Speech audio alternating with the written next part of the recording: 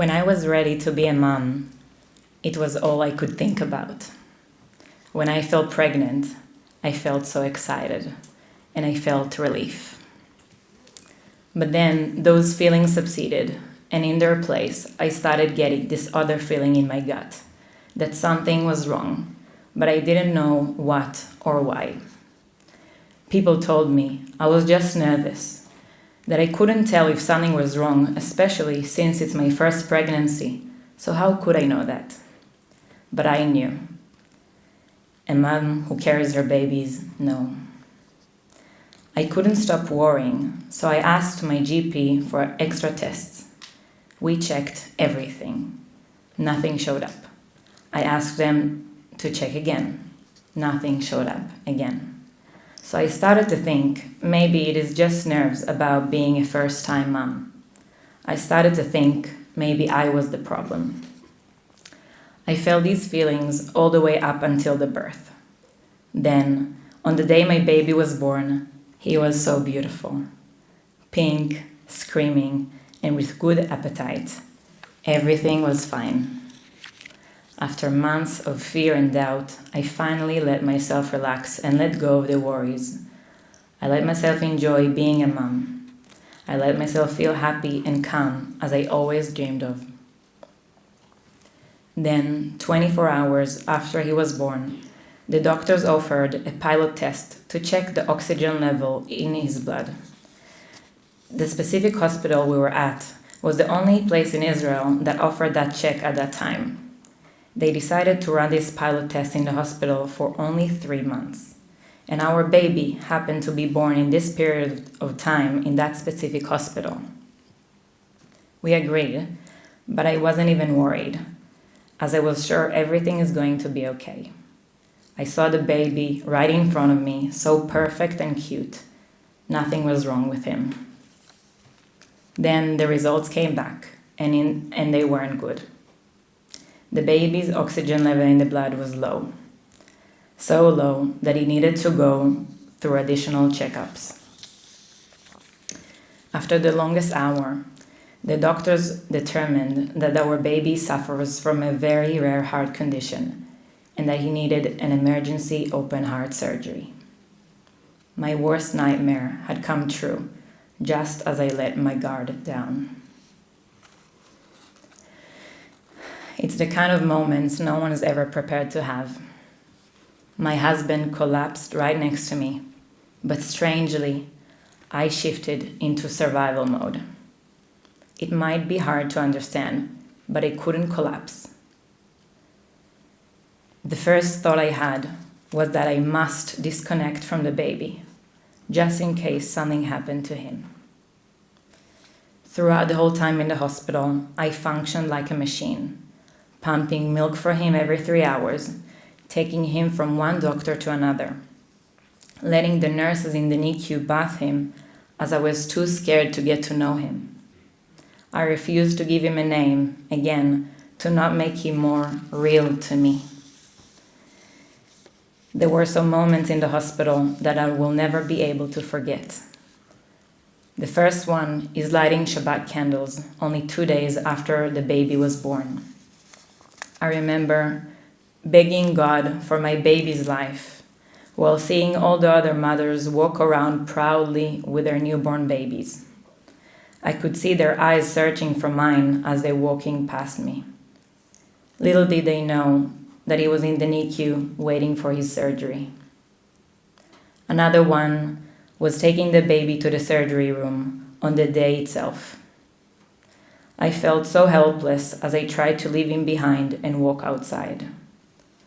What do you say to a few days old baby who is going to an open heart surgery?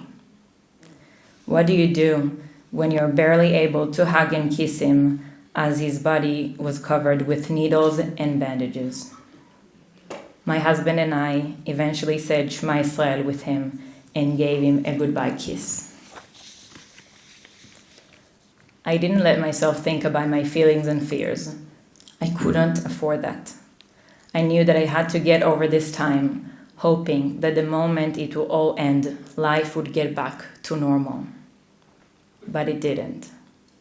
After the surgery passed successfully and we were sent home, I was still terrified of losing him. And I couldn't just change the patterns I taught myself for weeks in the hospital over one night. I still felt that danger was surrounding me.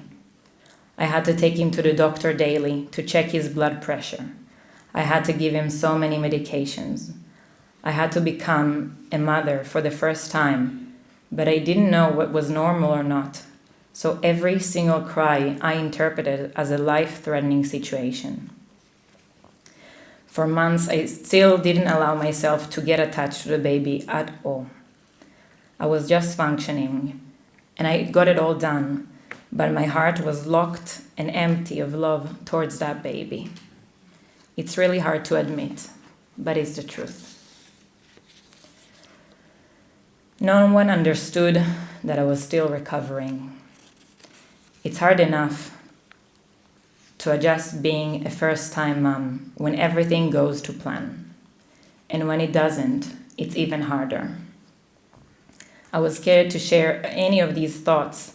I was scared people would judge me or that no one would relate and understand me. Every time I tried to bring my feelings to the conversation, everyone was focused on how beautiful my baby was and how grateful I should be that he was okay. No one could see me and what was going on inside. Deep down, I was still preparing for the worst in every moment. This meant I couldn't be a happy mother, a happy wife, and in general, a happy person. I knew I wanted more for my life. I wanted to live life to its fullest, to enjoy to the fullest, to laugh to the fullest, and to fall in love with my baby to the fullest. I was just a shadow of myself for 8 very long months. 8 months where everyone around me were trying to surround and support me, yet I felt so lonely. Eventually, I was able to reach out for help. I decided to go to therapy, and this journey changed my life. Being in therapy is such a hard job. I had to confront myself with my biggest fears and with hard emotions I was so scared to face. The guilt of not connecting with the baby sat with me for long months. The fear that our relationship at this point in time will affect our future relationship was so painful and paralyzing. And the pain wasn't just about my relationship with the baby. I had to also allow myself to look at my own pain and give it a space. I had to accept the fact that my birth story wasn't the one I always dreamed of, and that my motherhood journey is not exactly what I imagined. I had to learn how to answer these hard voices with compassion, to not blame myself for the things that are not under my control. I had to highlight and appreciate all the things that I did do for my baby, how much I fought and sacrificed for him, and only when I did so, I realized how much love I have towards him. I was finally able to see all the miracles that happened to us. The fact that we went to this specific hospital, even though it wasn't the one closest to where we lived. The fact that the pilot test was done only during that specific period of time. Instead of feeling that the world betrayed me, I felt that God touched me and saved not just my baby's life, but also my own life in a way. Fast forward, almost 2 years later, I was in such a good place mentally. I finished the therapy and got the tools I needed to feel safe. I didn't think about having another baby, maybe down the road, but not for a while. God had a different plan, and I got pregnant again. It took me a week or two to accept it and to be happy about it. An inner voice told me that this time everything is going to be all right. This time felt different. I didn't have the same fear as before. I truly believed that nothing bad could happen. Then, almost halfway through the pregnancy, I got a phone call from my doctor. A phone call that made me feel the exact same feeling I felt 2 years before. The doctor said that my blood test came back with bad results. It shows that there is a 93% my baby suffer from a really bad syndrome. Most babies with this syndrome don't make it till the end of the pregnancy, and the ones who do live really hard and short lives. They told me I had two options: to terminate the pregnancy, knowing that there is a chance that I'm terminating a healthy baby, or wait and further check it with the hope that we will have a miracle. Everyone around me was sure that I should wait. No one understood what that meant to me. The next tests would only be possible in a few weeks. I'd have to carry a baby with a 93% chance that after so many weeks of feeling them grow inside me, I would have to terminate and deliver their body. It was more than I thought I could take. I couldn't go through having to disconnect again. My instinct was to stop the pregnancy. My husband felt differently, and that really tested us. It tested our capacity to love and hold and share in what was happening, to trust each other and ourselves at the same time. I wanted for once in my life to be selfish, to take care and to care only about my own pain, struggle, and fear. I knew how much weight I was carrying from my firstborn experience, and I didn't think I would be able to get over something so hard again. My husband was heartbroken to see me in that situation. The thin line between respecting me and my body, understanding that I will be the one who is eventually going to pay the price in both scenarios, but also being so emotionally involved as the other parent in the situation, was so hard for him. He wanted the best for me, but also was able to see our babies alongside the pain and fear. It's so hard to decide what to do in a situation like this. Navigating so many emotions while feeling the baby growing inside me was very complicated. Hearing all the mazel tovs as people started to notice my belly growing was even harder. After many days of talking and crying, we decided together to wait. Then, after a few weeks, on the day of the checkup, and for the first time in my pregnancy, we learned, together with a specialist, that we were having twins.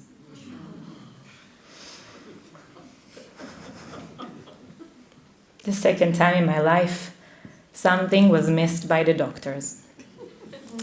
But this time it was different, because it meant that I had one twin with a syndrome who, like in the statistics, naturally stopped developing, and another baby that was 100% healthy, a baby who I considered giving up on just a few weeks beforehand.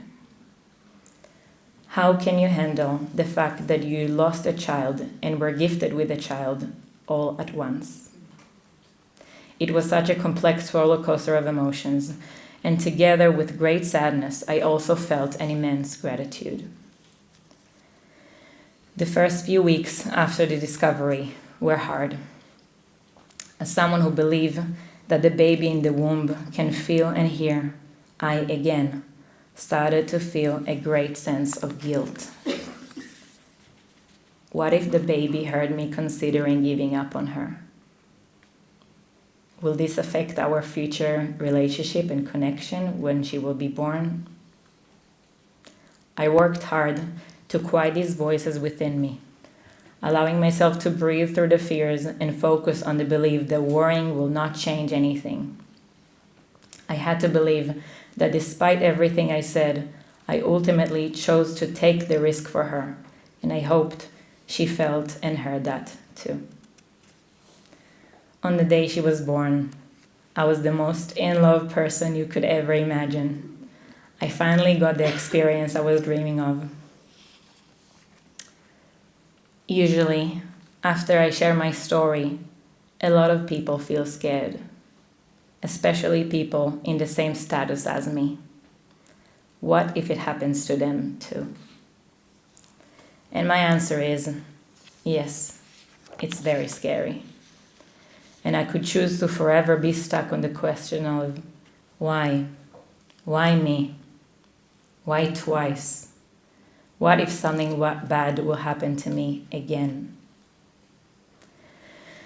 But I can't ignore the fact that at every turn and in every corner of our journey, I could see how God guided our story with so much mercy. We gifted our kids with the names Tzur and Draz. The name Tzur means strength and resilience, and it's also one of the names of God. And we named Draz, and the name Raz means a secret or a wonder. And it represents that God leads the world in mysterious and miraculous ways, and we need to put our trust in Him. God gave us not once, but twice, big miracles, saving both of our kids in a way we couldn't even believe. And together with the struggle, He also gave us the opportunity to choose how to look at these situations with eyes of faith, resilience, positivity, and gratitude. Our kids' names are my ultimate answer. Find the strength, faith, and resilience inside you. Look at the world knowing how blessed you are, and realize that you are not even aware of all the miracles that are surrounding you. And the second thing I usually say is, we never know what life will bring us, but we can't waste our time worrying about the what ifs. We should embrace the present and live every moment to its fullest. And even if you experience a hard obstacle, trust yourself to know how to not just overcome it, but also grow stronger from it. Today, Tzur is an incredible, happy, healthy, and strong 3.5 years old. And Raz is a 15-month-old, beautiful, funny, and opinionated baby. They are my greatest victories, my most profound teachers, and the biggest gift I could ever ask for. Thank you.